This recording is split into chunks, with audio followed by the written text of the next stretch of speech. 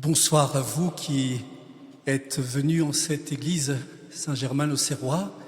Je salue cordialement ceux qui sont en lien avec nous pour ce chemin de carême sur France Culture, sur KTO, Radio Notre-Dame et le réseau RCF. Que le Seigneur nous éclaire dans ce partage et tout au long de ce carême. Humilité et douceur. Pourquoi cet intitulé? Ne sommes-nous pas dans l'irréel, l'invraisemblable?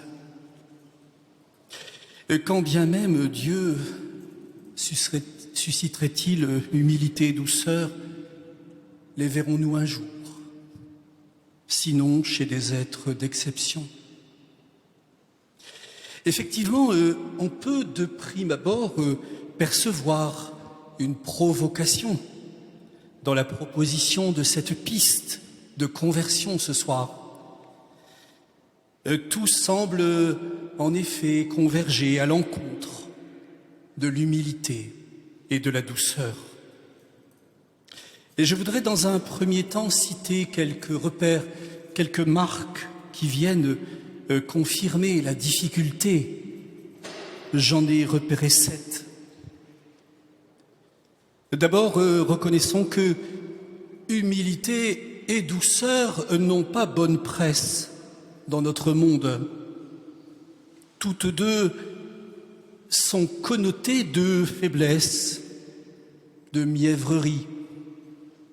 Les mœurs internationales, les usages économiques, la vie sociale, le climat d'insécurité et même nos relations de proximité semblent allergiques à ces postures. Si tu es humble et doux, tu manques d'affirmation de toi-même. Tu te feras forcément dévorer. Deuxième élément, l'actualité quotidienne corrobore ce ressenti. Nous déplorons tous la médiatisation de tout ce qui fait violence, de ce qui est conflictuel, abrasif, déchirant, corrompu. Nous voyons mal comment la personne humble et douce peut se frayer un chemin dans ce chaos, dans cette effervescence. Nous regrettons souvent que ne soit pas davantage rendu public le bien qui ne fait pas de bruit, tandis que le bruit, ne faisant pas de bien, occupe le champ plus vaste.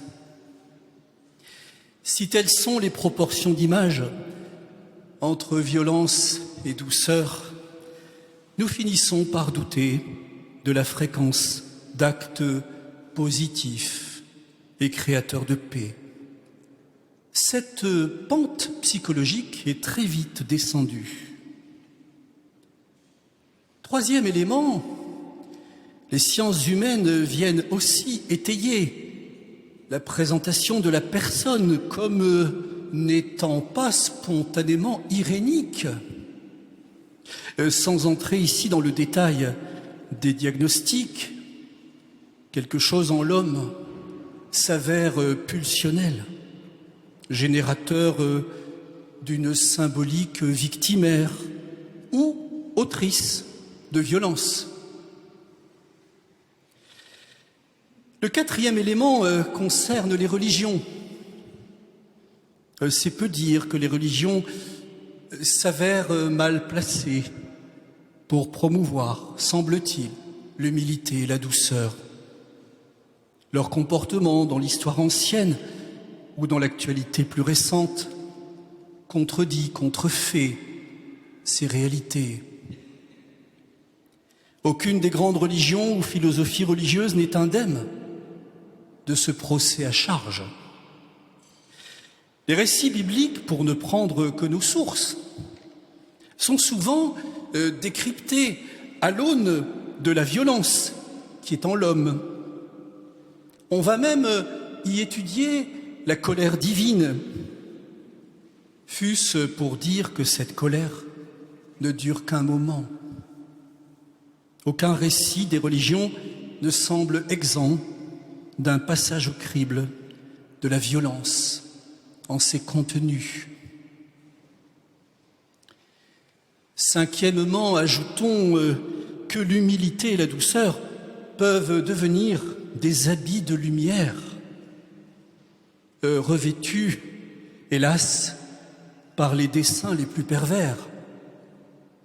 Il n'est qu'à entendre sur quel désastre psychospirituel se sont modélisés de faux visages de la douceur et de l'humilité.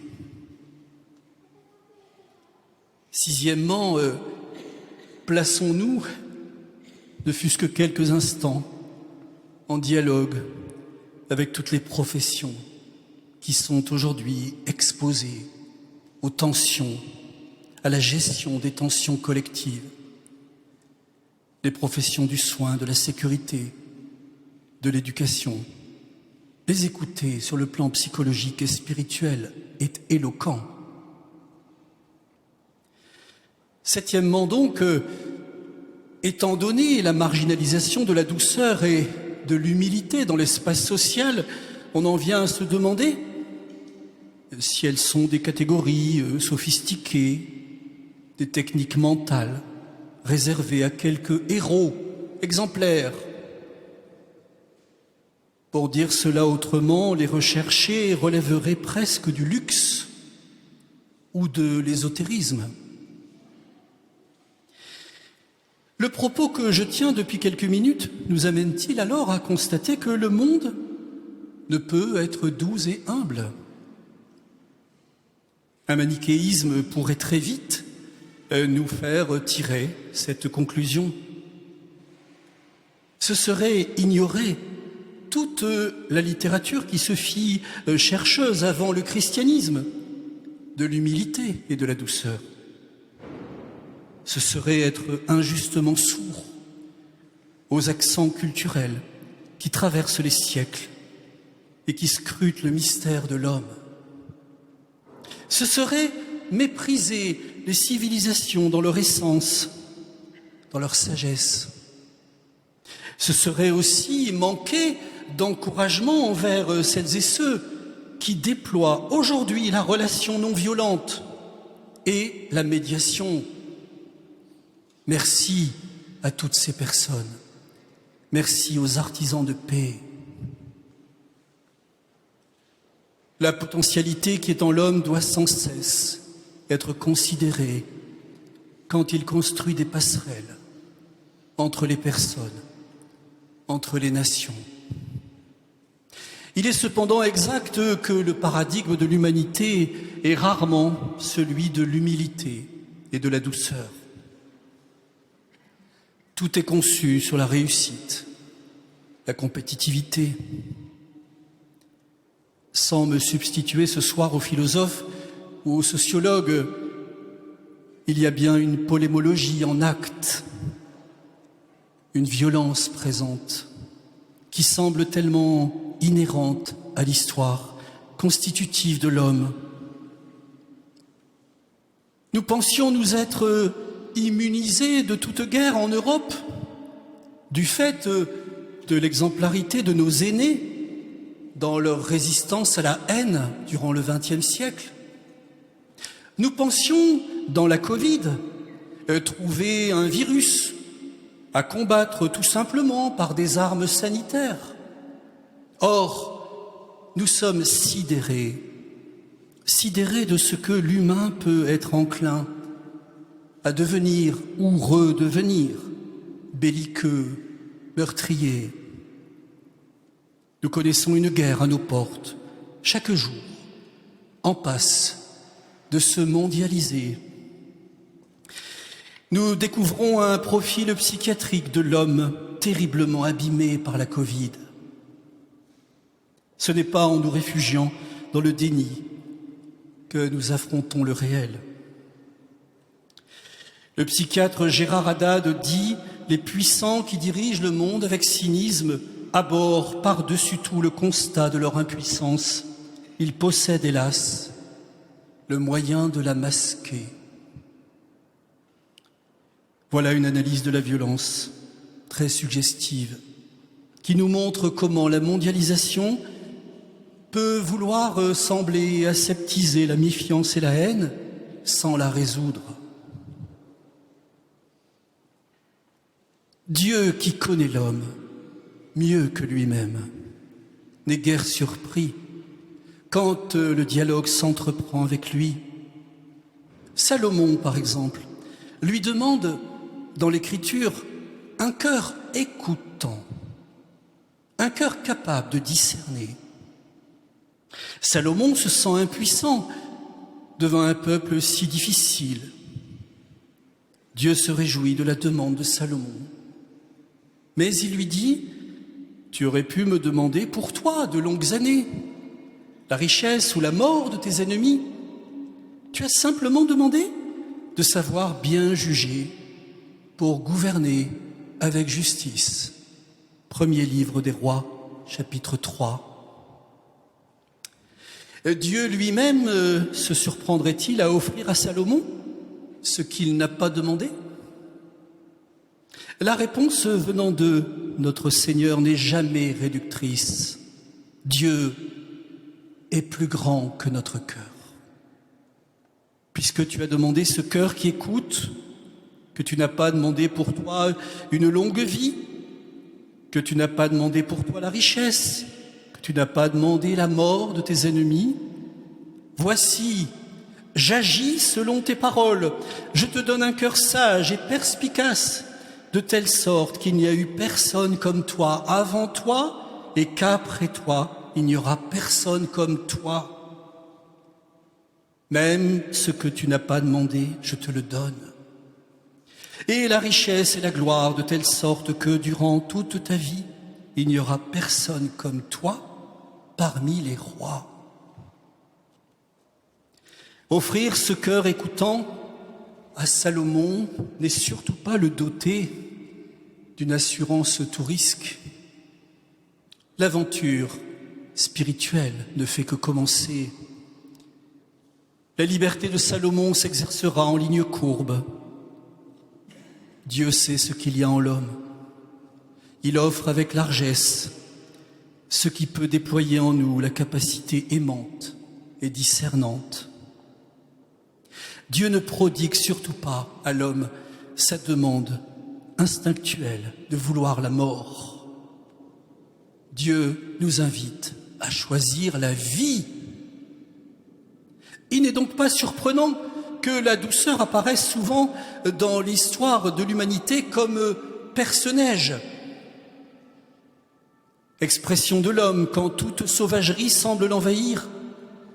La douceur prophétique. Expression de l'homme quand toute désespérance peut le ronger. La douceur réconfortante. Permettez 2 exemples. Étienne de Montetti vient d'écrire un roman remarquable intitulé « La douceur », un récit plaçant la mémoire d'une survivante de Ravensbrück, la souffrance, le corps, le psychisme, qui perdent tout, la violence, les cendres, et pourtant le désir d'une transmission, l'éclat dans l'horreur funeste, la beauté au milieu de la monstruosité. Chez cette rescapée, le désir de transmettre la percée inouïe d'une douceur.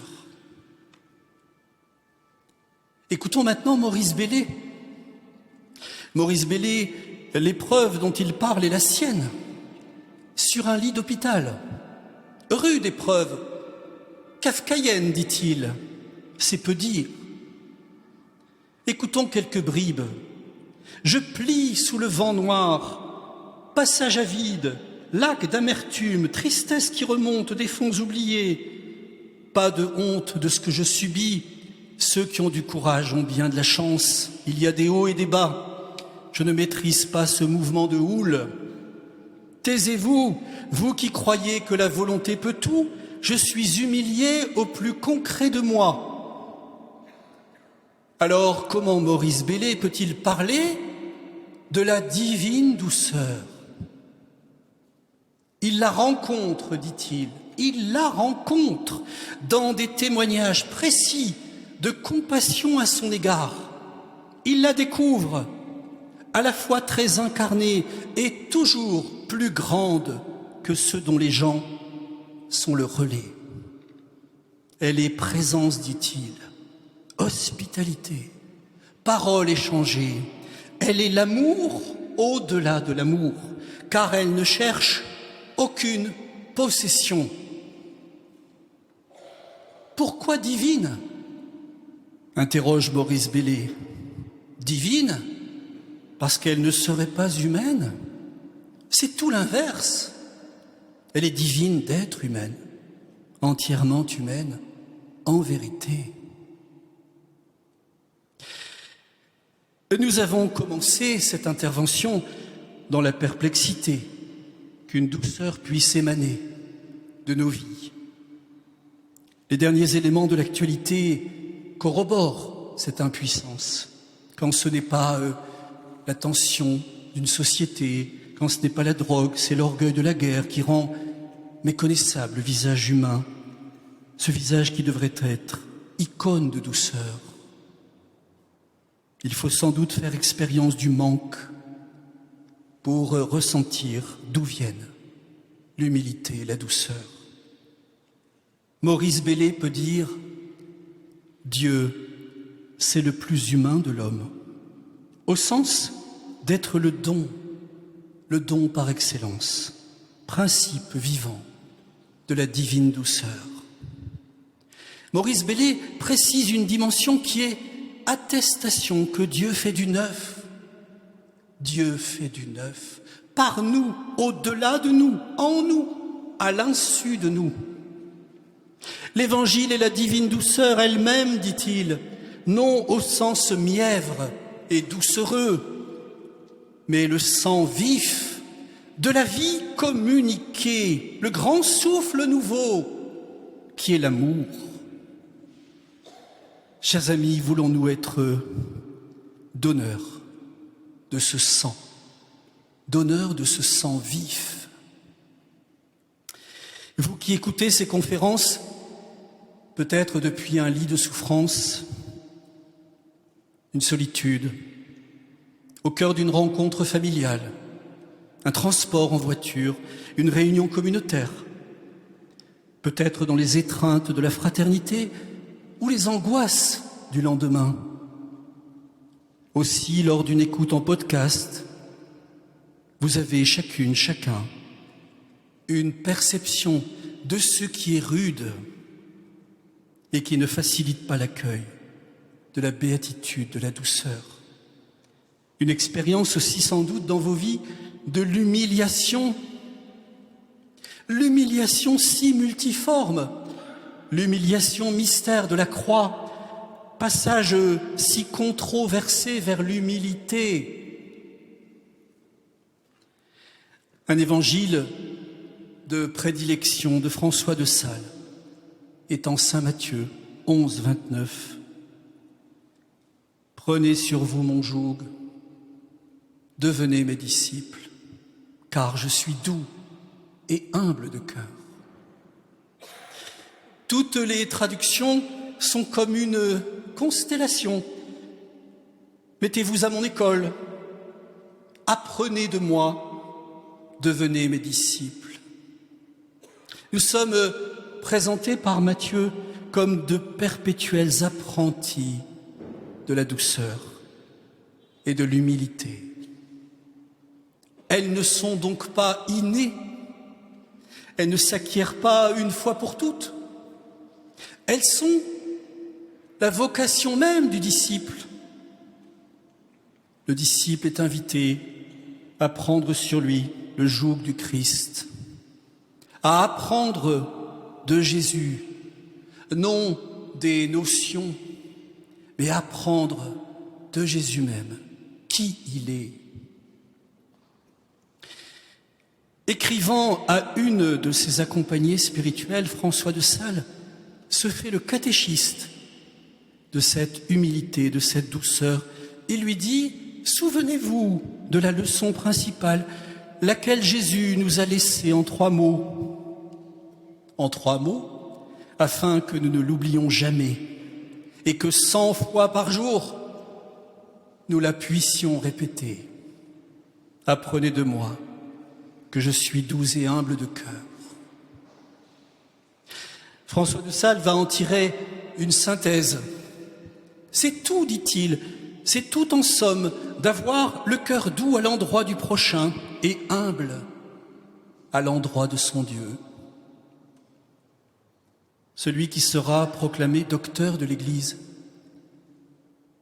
tire de l'être même du Christ que nous devenions doux, une de ses qualités envers le frère, humble, une autre qualité envers Dieu. La proposition didactique est un perpétuel travail sur soi. Donnez à tout moment ce cœur à votre Sauveur. Faites que ce soit le cœur de votre cœur, dit-il. 3 mots, redits 100 fois, comme une recherche inlassable et confiante. Si j'ai fait le choix de ce thème dans un cycle de carême sur la nouveauté, c'est parce que humilité et douceur sont une voie de conversion décisive pour nos vies baptismales, pour une écologie intégrale, pour une paix sociale, pour une synodalité fécondée par l'esprit, pour la justice dans le monde, notre monde si fracassé, si fragmenté. Don André Louf, qui fut abbé du Mont-des-Cats, voit dans l'humilité le fondement de la vie chrétienne. Humilité, dit-il, componction, une expression un peu technique qui vient signifier le cœur totalement brisé. Conjointement à ce cœur brisé, Vatican II va parler de la douceur en Dei Verbum. L'Esprit Saint donne la douce joie de consentir et de croire à la vérité. Le même mouvement de consentement est décrit de part et d'autre. La volonté humaine, quoique pleinement sollicitée, ne peut suffire. Le Christ est doux et humble de cœur. Le disciple n'achève jamais sa recherche. Augustin dira à juste titre que l'humilité résume toute la discipline chrétienne. Cette douceur, toujours en recherche, cette humilité authentique qui se fonde sur l'obéissance du Christ. Ces fondamentaux viennent nous rappeler sans cesse l'aiguillon de notre vanité et notre narcissisme désastreux. Les abus, les emprises dans la société, dans l'Église, nous démontrent que les plus vertueuses attitudes peuvent se draper d'habits de lumière. Nietzsche avait fustigé l'humilité comme étant le grand mensonge des faibles. Freud avait perçu dans la fausse humilité la variante masochiste du complexe de culpabilité. Adler l'avait trouvé similaire au sentiment d'infériorité. Oui, nous avons lu ces thèses. Nous leur avons accordé intérêt ou distance selon l'angle de vision, selon nos expériences. Leur partialité ou leurs grandes limites ne doivent cependant pas faire oublier qu'elles sont de réels clignotants. Nous nous sommes crus trop souvent prémunis nous-mêmes de ces diagnostics, parce que nous devenions une Église davantage désireuse d'être humble et servante. Beaucoup écrivent en ce moment, dans les consultations synodales, leur aspiration à une Église plus simple, plus humble, plus proche. Comment ne pas faire chorus à cette expression, à la condition toutefois de recevoir cette humilité du Christ. Un apophthegme du désert affirme « Je préfère un échec supporté humblement à une victoire obtenue avec orgueil. » Et saint Jean Climac dit « Croire qu'on n'est pas orgueilleux, c'est la plus claire manifestation qu'on l'est. » Rentrant chez vous ce soir, je vous invite à emporter un triptyque. D'abord, le sacrifice qui plaît à Dieu est un esprit brisé, psaume 50. Deuxièmement, la douceur est une béatitude qui nous place à la fois au-dedans de nous et en plein monde. Troisièmement, sans conversion, sans ascèse, pas d'humilité. Ces trois dimensions sont à cultiver en synergie de nos esprits et de nos cœurs. Pas l'une sans les deux autres. Dans le livre du Siracide, le Seigneur a renversé le trône des puissants. Il fait asseoir à leur place les doux. Heureux les doux, ils obtiendront la terre. C'est la béatitude en Matthieu. Nous notons ici que la béatitude n'est pas seulement une transformation de notre être comme celle de la consolation ou du rassasiement. Ici, la douceur va posséder la terre, rayonner sur la terre. Comment est-il possible d'annoncer ce renversement des choses? Dans cette perspective, on n'agit pas avec un esprit de douceur sans se recommander par la douceur du Christ, selon l'expression de saint Paul. Rendre compte de notre espérance est une nécessité, mais toujours le faire avec douceur et respect, nous dit saint Pierre. Il y a donc bien une urgence à promouvoir humilité et douceur dans le monde et au sein de l'Église. Dieu fait du neuf, ouvrons les yeux. Je citerai simplement celles et ceux qui travaillent à adoucir tout ce qui est tension exacerbée, soit entre les personnes, soit dans l'espace public. Je citerai aussi celles et ceux qui vont au chevet des personnes qui n'ont plus figure humaine. Ces deux attitudes n'ont en soi aucune rentabilité. Elles sont pure gratuité, telle que Benoît XVI en parlait dans son encyclique sociale.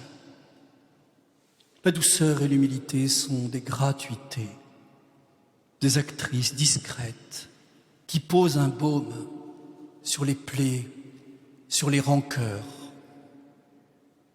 Comme l'écrit Agatha Zielinski, il y a une telle violence à signifier à quelqu'un son inutilité.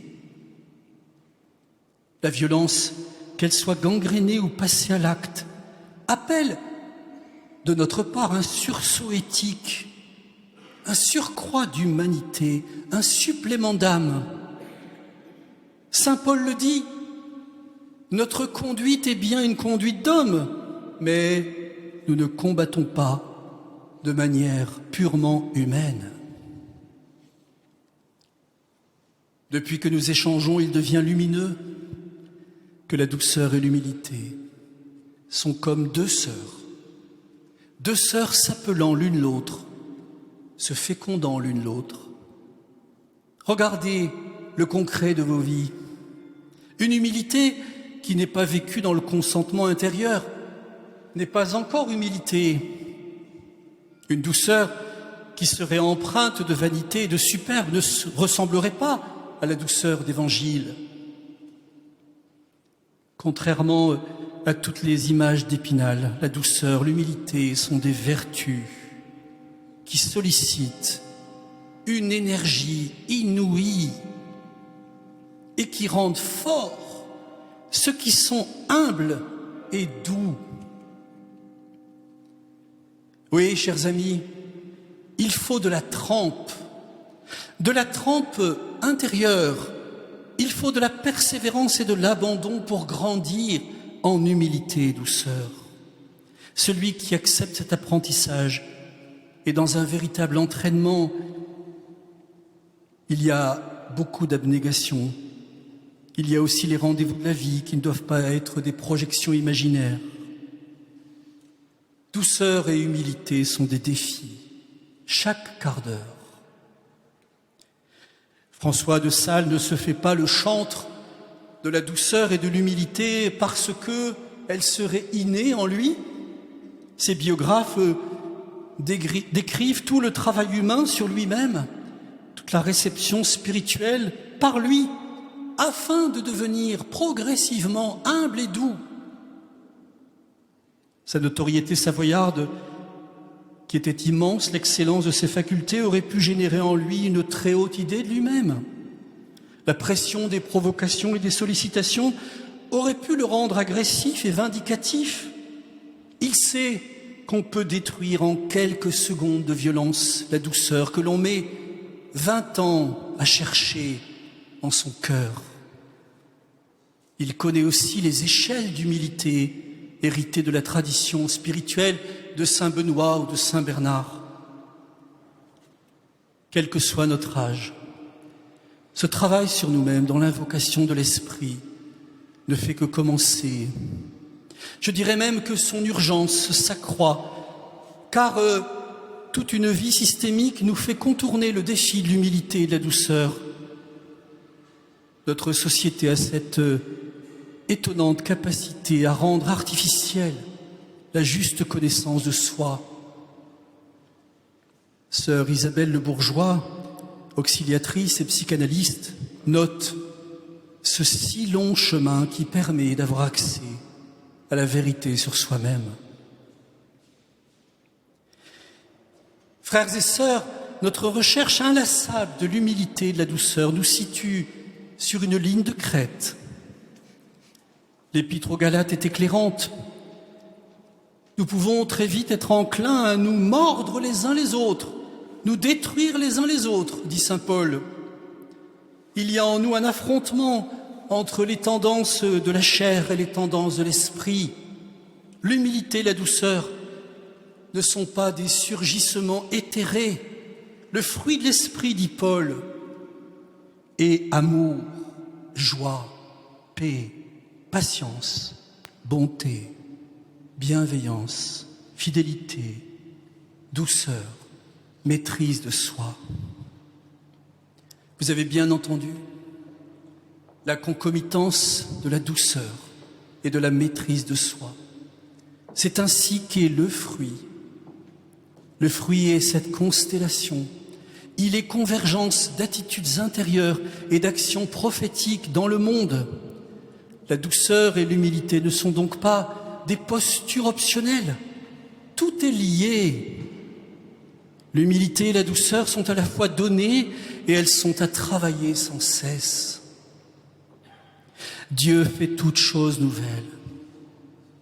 Il le dit depuis le début de sa révélation. Ce n'est pas l'holocauste du petit bétail qu'il désire, c'est un cœur brisé. Soyons humbles et ne nous perdons pas à dire « je suis humble ». Devenons-le davantage encore. François de Sales disait « soyons ce que Dieu veut et soyons le bien ».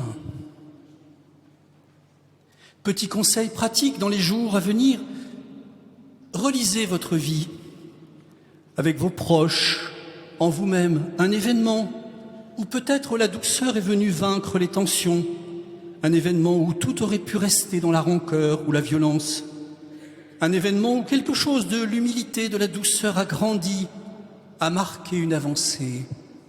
Que s'est-il passé en vous? Comment la béatitude est-elle venue en vous?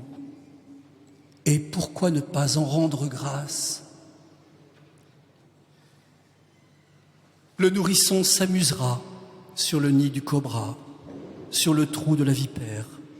L'enfant pourra étendre la main. Un père du désert disait « Si en reprenant quelqu'un tu te laisses emporter par la colère, tu satisfais ta passion, ne te perds donc pas toi-même pour sauver autrui. » Ne nous résignons donc pas à ce que la terre soit submergée de sombres perspectives. Les doux posséderont la terre. J'ai coutume d'achever mes chroniques radiophoniques par cette prière de Thérèse de Lisieux. Ma vie n'est qu'un seul jour qui m'échappe et qui fuit. Tu le sais, ô Seigneur, pour t'aimer sur la terre, je n'ai rien qu'aujourd'hui. Chers amis, nous avons aujourd'hui pour aimer.